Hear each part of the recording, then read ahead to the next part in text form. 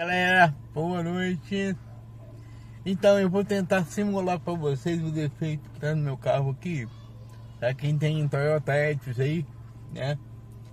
E muita gente não troca, né? Porque não acha necessidade.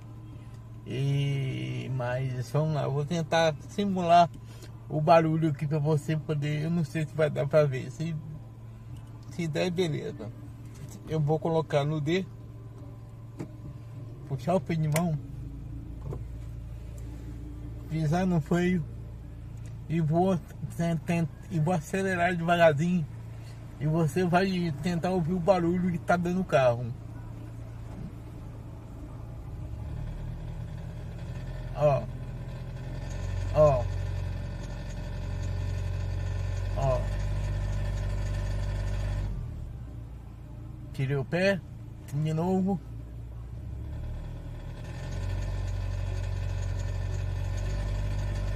Então, esse barulho aí, pessoal, que é o... Eu esqueci o nome que eles dão aqui.